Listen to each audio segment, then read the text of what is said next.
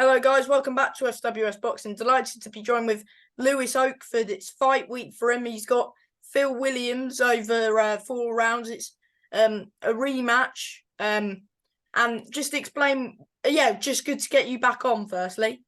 Yeah, good to be back, Sam. Like I said, it was my third time now, and building a little catalogue with these little interviews, and they're good, and I'm looking forward to the weekend. Obviously, that you said rematch with Phil Williams. So yeah, it was my last fight was with Phil Williams. So yeah, going straight in to the rematch, and looking forward to it. So just good to just get back out there.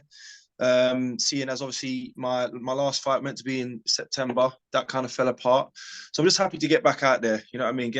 Climb into the ropes and just get back to doing what I love. And explain why it's the rematch. Have you been struggling to find an opponent? Yeah, there has been some struggles with opponents. We did have an opponent that was locked in, and for what reason, Dave was no longer available. But good old reliable Phil Williams was there to to step in. So fair play to him, and he's probably out quite a lot anyways. And so now we've managed to get that locked in, and away we go. Of course, last time you fought Phil, it was 39-37. This time, are you going to try to make it 40-36?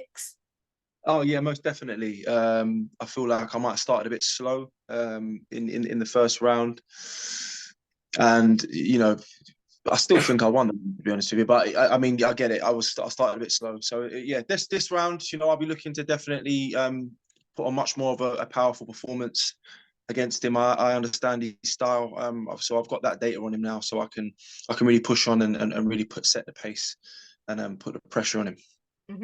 Of course, just kicking off the show, you're the first fight on. How does that feel? Yeah, I mean, to be honest, I prefer that.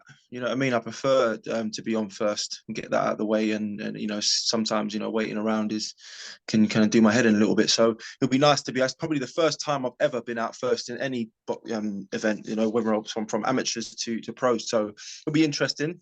First time for everything. And nice and early there. Get out. Have you got many people coming to support you?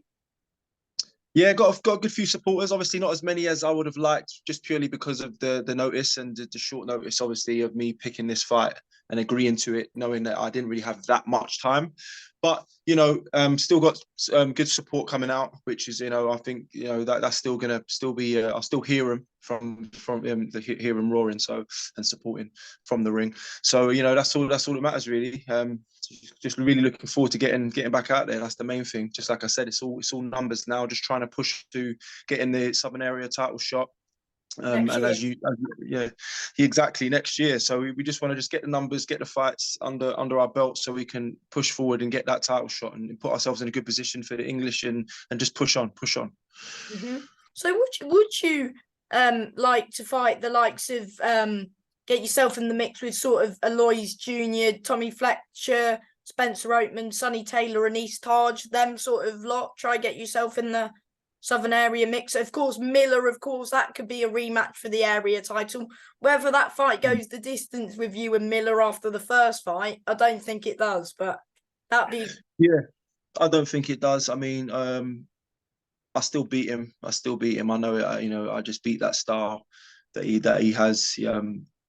But I mean, listen, I'm in this cruiserweight division to fight anyone. I'm not here to just pick and choose who I'm fighting, just to pad up my record. I've proven that I'm not here to pad up my record at all. To be honest with you, I'm here to fight in 50-50 fights. And that's why you're above Tommy Fury in the rankings.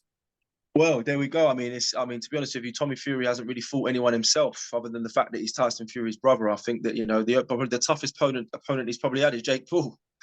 So, but look, at the end of the day, I don't really look too much and pay too much attention to the rankings, because I understand that things can change at any given moment.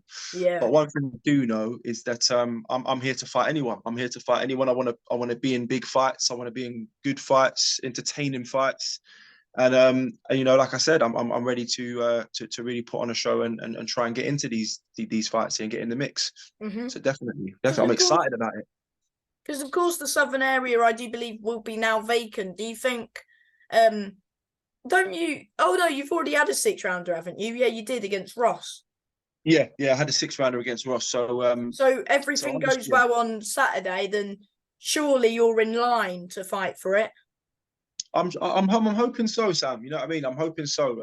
I think that even if I had to have had one more after, after Saturday, I'm hoping maybe I can just maybe get out in December or really early next year, and just hopefully, I think I might have to have 5. We'll see how it goes, but I really do hope that I can put myself in line for that Southern area, and yeah, just finally get that belt and push on, man, push on.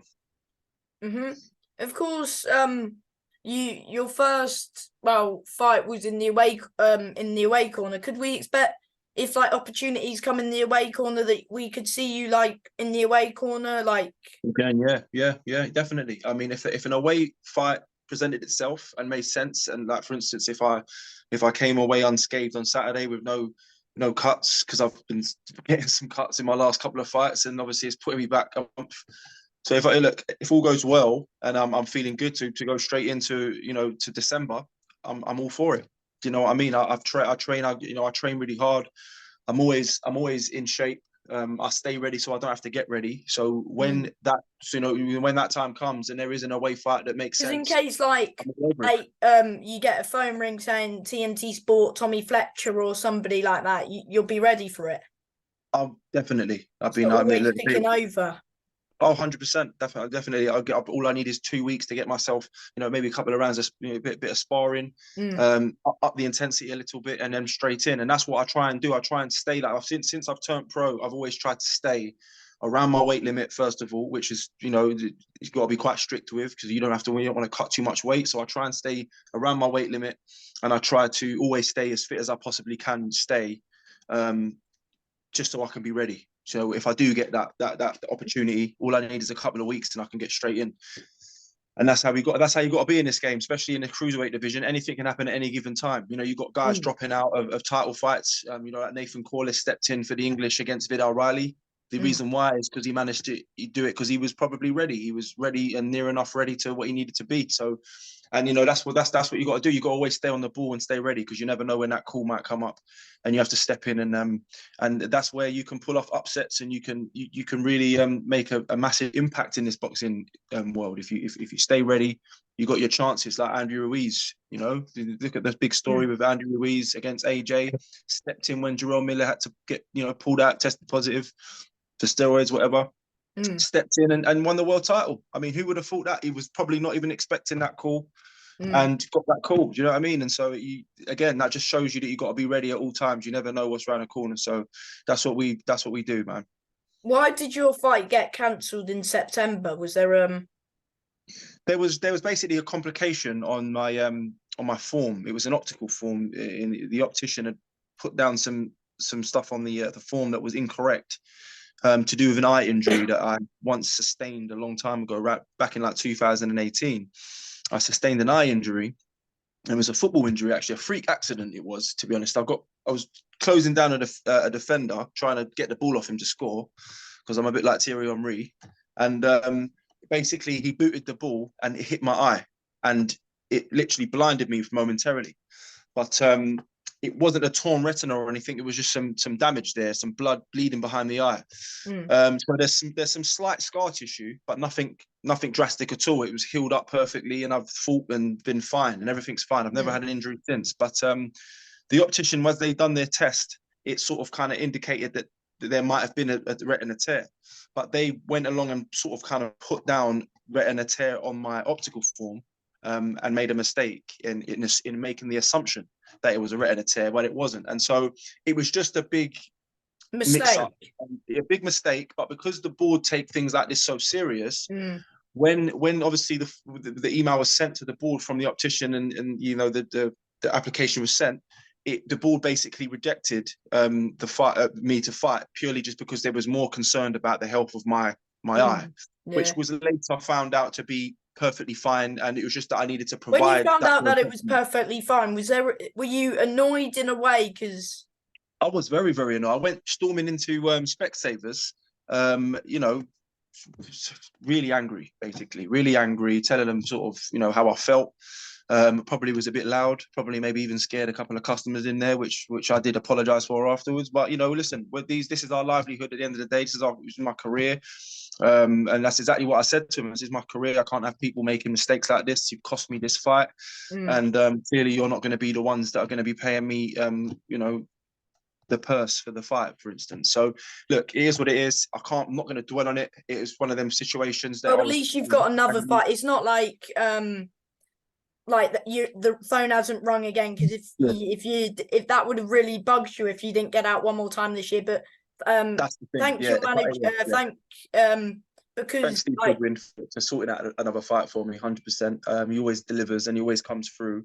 And I had no doubt really that he was going to get me on a show one way or another, whether it was an away card or whether it was a home show. I knew Steve would have come through and sorted it out, and so he did. I would have liked to have fought twice before the year ends. So it's going to kind of annoy me a little bit, purely just because I know that this fight, along with one more fight, would have probably seen me fighting for the Southern area early next year. But it might have to also be delayed because of that, because I don't know if I'm going to get a fight next month. So it's kind of definitely next year, about probably May, June. I'm sure you'll be in line for a title shot. Oh yeah, no, most definitely. I've got no doubt in it. I'm confident. Like I said, I stay ready. So once that time comes, there's no doubt, there's no question in my heart that I'll be ready. There's no doubt. So yeah, let's bring it on. Let's bring on next year. Let's get through this fight. And I'm great things are on the horizon. That's all I can say. What can fans expect from you Saturday night, mate? Fans can expect an explosive, powerful performance of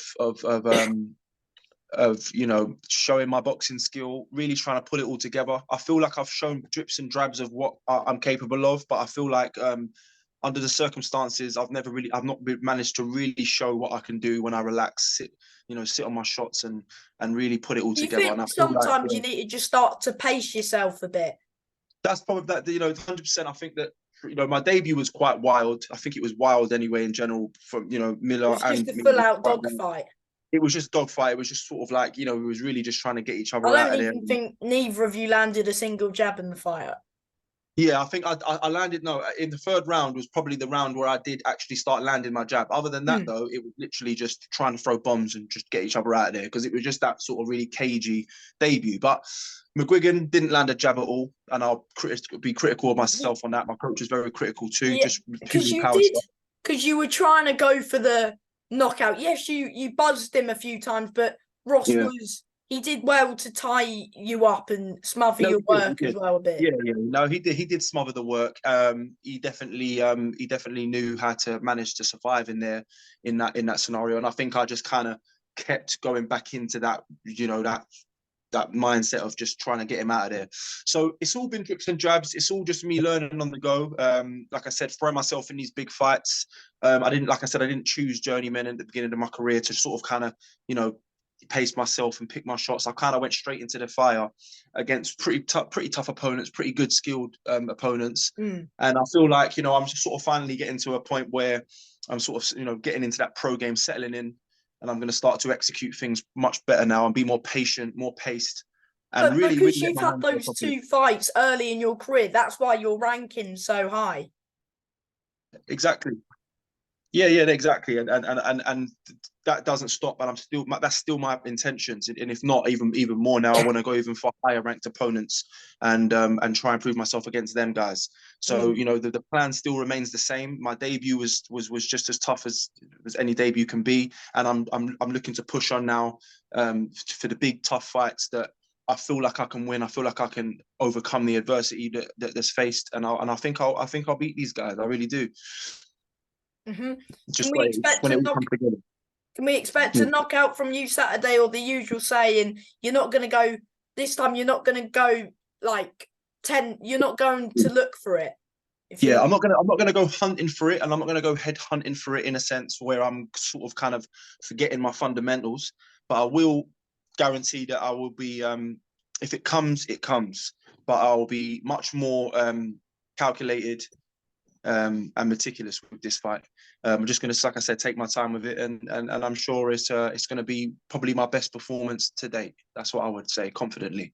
And of course, before I let you go, do you want to say thank you to whether that's people like your fans who are coming out to support you, manager, Of course. trainers, sponsors, anybody? Yeah, of course. Yeah, I want to say a big shout out to all of my supporters. Every single time. Without you all, this wouldn't be able to happen. So of course, as like I say all the time, I've got to appreciate every single one of you. Obviously, thank you for Steve Goodwin for putting on this show, getting me on this card.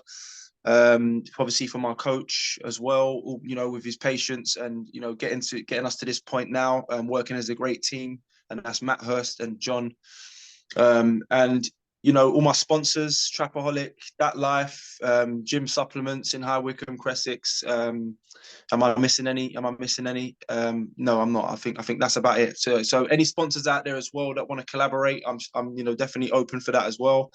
So yeah, bring it on. And from me, mate, thank you for your time as always, and good luck this Saturday. All the best, mate. Thank you very much, Sam. Thank you for having me. Take care. Anytime, mate. Goodbye. Bye-bye.